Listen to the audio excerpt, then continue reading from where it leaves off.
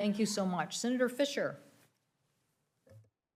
Thank you, Madam Chair, and thank you for holding this hearing today.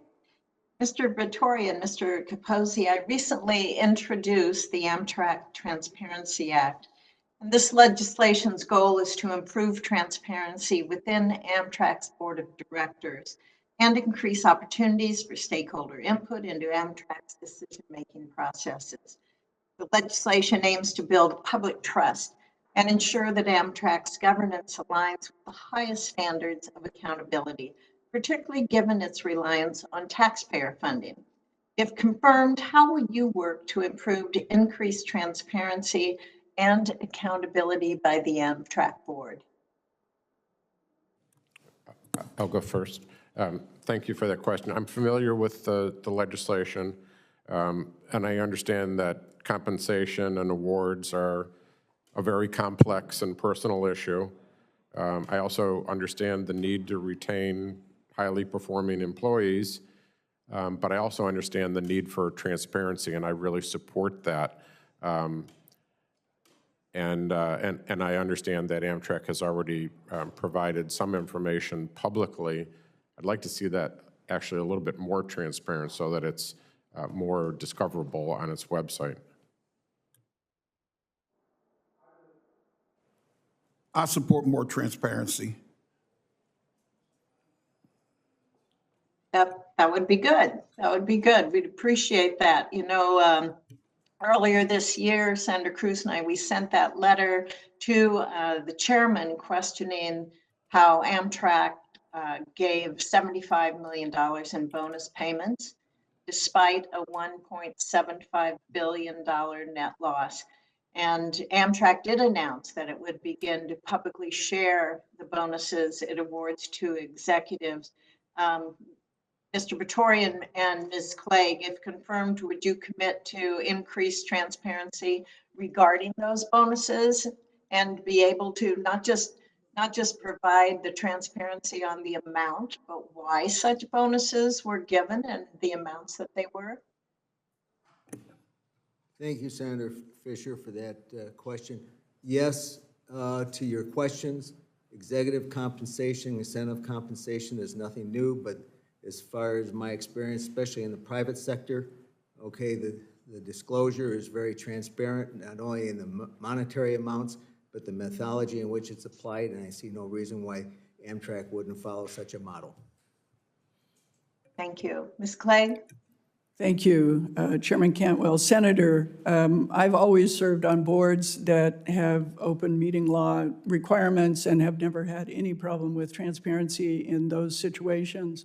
Would continue to be open to exploring that for the Amtrak board. As far as the executive compensation, I think, you know, if you look at the system of executive compensation around the country, the fact that Amtrak has it is not the issue. The issue might be, from a board position, if I'm confirmed, what are the incentives? What are the outcomes we're after? How do they compare to the financials of the organization?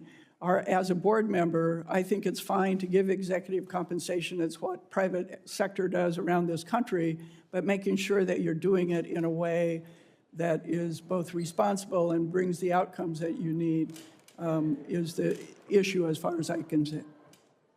Have any of the members of the panel who are before us today, have any of you gotten information on what the reason was for that amount being given as bonuses to those individuals?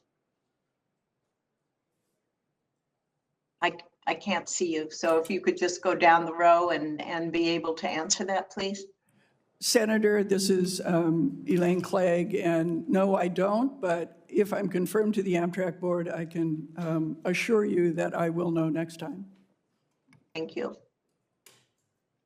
No, Senator, nothing was disclosed to me preceding this hearing, but should I be confirmed, it would definitely be of my interest, and I think the colleagues of the board, to know not only the monetary amounts, but what constituted those monetary amounts, and does the methodology follow good business practice?